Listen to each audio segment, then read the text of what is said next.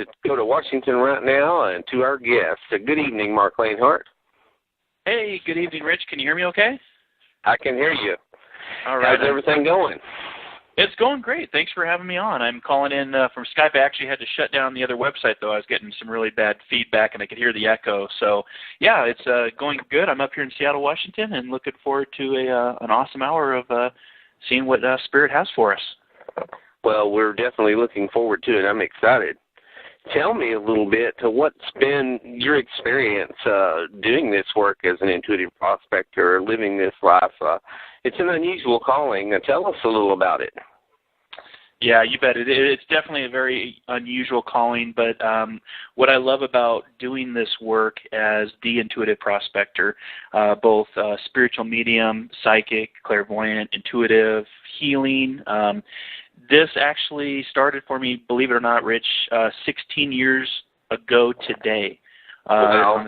On the 23rd. Yeah, I thought I would schedule the call with you because this is actually, this month of January was a very impactful month and a life-changing month for me.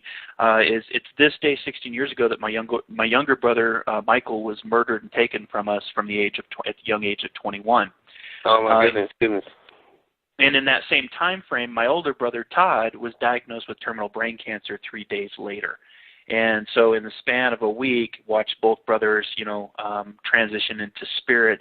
Now, my work as the intuitive prospector didn't start on that day or that week. It's been, years later, that I started doing this work. But what happened going back those 16 years is I really started to look at life a lot differently. I looked at life as precious, fragile, and it can change on a dime. And so I really started looking into my spiritual path at that point. Now, I didn't say I'd have a vision or a plan or a wanting of becoming a clairvoyant medium or any type of spiritual advisor or spiritual life coach. But then it just started to come to fruition as the more I explored this metaphysical, spiritual side of the house and things that I was experiencing. For example, I was having interactions in my dreams with my brothers. I was actually, I'd be talking to somebody and I would see something or I would hear something and I couldn't explain it. And, and I'm a very analytical type of guy. And so I really started to explore through mind, body, and spirit of what was going on with me. But there was definitely a change. And from that point is when the Intuitive Prospector spiritual practice was founded and created. So it's been 3+ years ago now that I've been doing this work as a professional. And a metaphysical teacher doing readings. I had 2 readings today. And, you jump 3 years from, 3 years ago to now. I'm doing readings with people all around the world via Skype, via telephone. Having a radio show with you. I have my own radio show. And, life is good. And it's really, at the end of the day, it's about helping others. It's about serving others. It's about helping to heal and move people forward. That's what this work is really about. I don't predict people's deaths. I don't predict, who's going to win the lottery. Those are not the type of predictions that I'm into, any of the gloom and doom. Now, that does sell. That the gloom and doom always, does well in the media. But for the work that I'm doing, it's really about helping others. And really, I empathize with a lot of people that have, lost loved ones and are looking for answers and hope and guidance. But I took it one step further, Rich. I actually started doing spiritual hikes and getting people out into nature. I do a lot of different workshops, metaphysical workshops here in the Seattle area. In fact, I have one tomorrow called the Nice Aura Workshop, which is a workshop focused in on helping people to see the human energy field or your auric field or the colors that are all around you and actually seeing it with your own eyes, because for some people, seeing is believing. So this is a very special day for me. It's not a day of sadness, but it's a day of remembrance for my brother. So I just want to give him a spiritual shout out. That even though that they're gone in body, they're always present with us in energy. And even though this was 16 years ago, it's just a reminder that time is really an illusion. And the 16 years doesn't feel like 16 years that he was taken from us. It feels like yesterday. But he's a big reason, and my brothers are a big part of the reason that I'm doing the work today. Because I wasn't born with this gift, Rich. A lot of people say that they were born with this. I was not. Life experiences and life events actually brought me to this work. And I would think, speaking of your life experiences, Mark, as I understand it, you have an extensive background and helping people. You were with the U.S. Coast Guard, I believe, for 8 years. You worked as a firefighter and an EMT and graduate studied in sports medicine at University of Washington. So tell us a little about that background and how it led you to discovering this path. Yes, sir. That's, very true. I served 8 years in the Coast Guard and then transitioned out and became a professional firefighter, EMT, serving. So what I like to say in a nutshell is I served my country, I served my community, my local community, and now I serve spirit. And that's what I tell, my clients is, those three facets of being in service to others and helping others. What really was the kicker that got me going down the spiritual path to do the intuitive prospector and do this work is when I was taking my graduate studies at the University of Washington in sports medicine. I was actually I wanted to be on the sidelines of sporting events, helping athletes and, injuries, and that was the path that I thought I was going to take. I think Spirit had a different calling than what I thought I was going to do, and it was from the sports medicine program that we actually had a semester that was focused in on meditation. And now it was meditation for the professional athlete, nothing to do with spirituality, nothing to do with mediumship or psychic or anything like that. And our professor that was supposed to teach the course actually ended up getting injured, so we had a professor from Stanford come up on loan to the college to teach us for that semester. And we did all sorts of different modalities of meditation. We did walking meditation. We did sit and try to be still and silent meditation.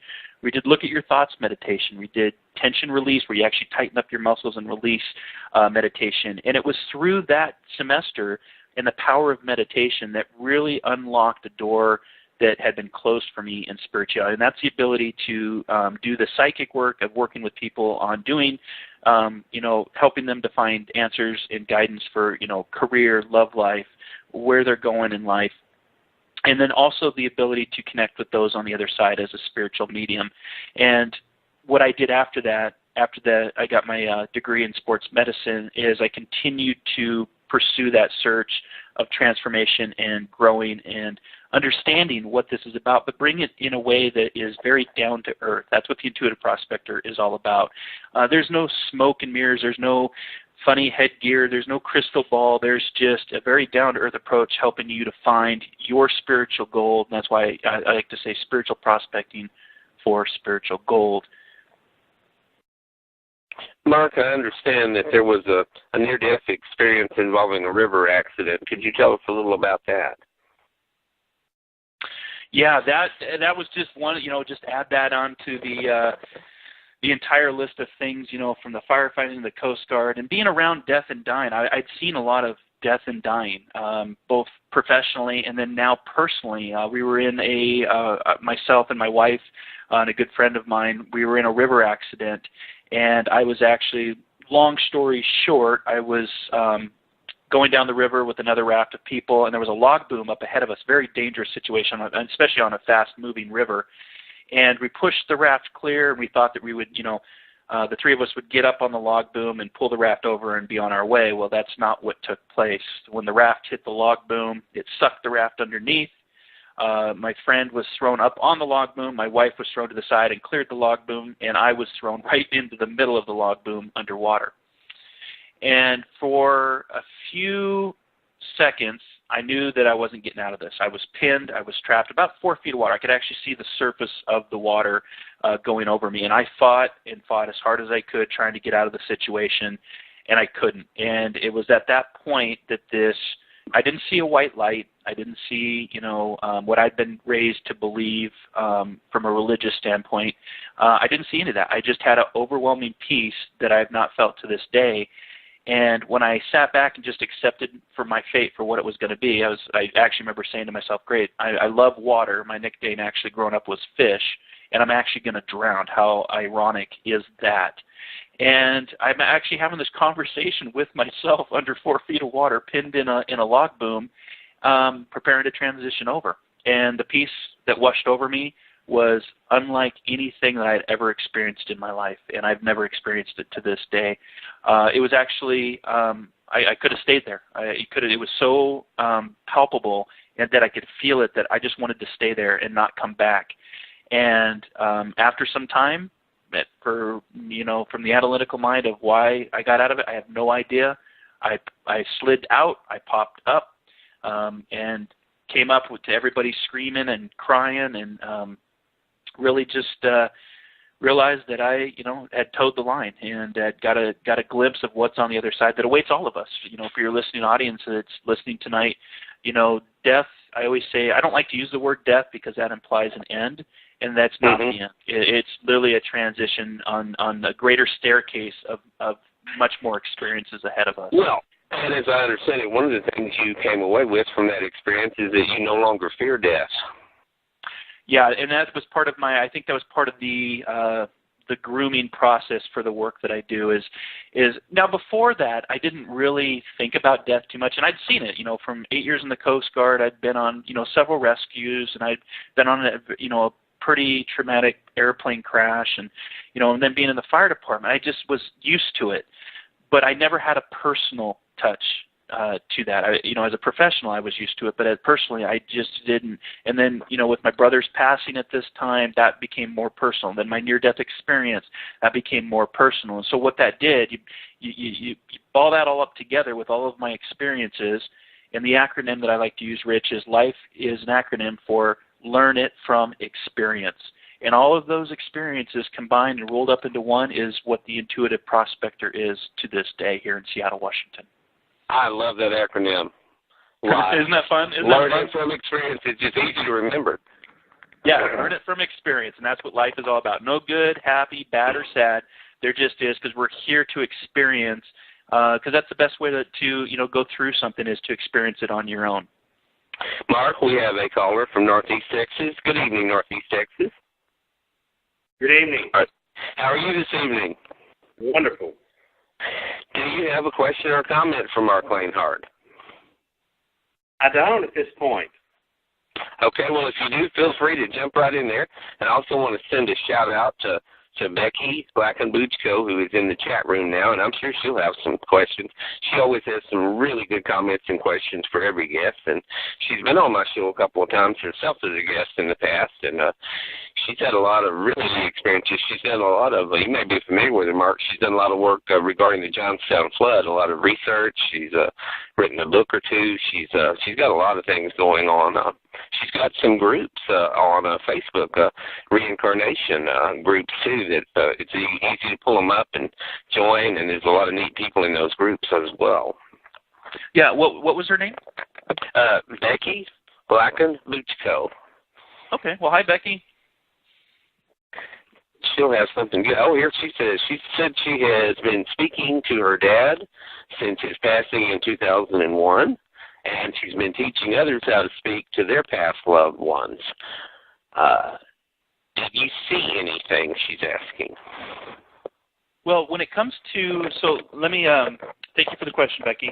When it comes to mediumship, what I like to do is I like the personal interaction of working with somebody direct. And the agreement that I have with Spirit, and this is from, I travel to England every year. I go to a college in North England called Arthur Findlay College, and it's actually the same college that J.K. Rowling pinned Harry Potter after, so we do call it the Hogwarts of spirituality. But the agreement that I have with Spirit is I'm not one of those mediums that puts information out on the airwaves or does big group events. I am really a medium where it's about one-on-one, personal. Either I want to see you either video, Becky, or work with you in person to give you those messages, and it's not something that I do over the airwaves. Now, psychic, I do, and psychic is all about, if you have a psychic question, I'm happy to answer that, or a numerology. But as far as, for your father, I think that's something that's very personal to you and the interaction that you have with your father, and I commend you on the work of teaching others of how to do this work. But it's just one of the agreements I have with Spirit, and it's not something that I do on the airwaves or in large groups. I think Becky understands completely. And by the way, she commented here in the group, color me jealous, J.K., talking about J.K. Rowling, the reference that you made to the Potter. And then she says, no, did you personally see anything when you passed? I think she might be talking about the river accident. Oh, okay, okay. No, I didn't, Becky. I did not see any angels. I didn't see any white light at the end of the tunnel. And I've done a lot of studies on NDEs, or near-death experiences, and I have found that a lot of times when we do see the white light, now I did start to leave my body. I was actually looking back down at my body under the water. I did have that sense. But in my research of doing this, with all the NDE studies that they've done, a lot of them say that you do have the ones that say they see the light and they see, Jesus or the angels, but they also say that's a lot of the conscious mind still triggering because of, what we've been raised to believe when we transition over. I didn't have any of those experiences. The only experience I had was the detachment of leaving my body, looking back down at my body underneath 4 feet of water, and a complete peace that is literally, it's almost undescribable. And working with spirit, I get a lot of those, when you work with colors, there's more colors than what we see here on Earth, and the air is very palpable. You can actually feel it. And, for me, I just could see my own body looking back down under the water and just completely at peace and ready to go. I didn't want to actually come back.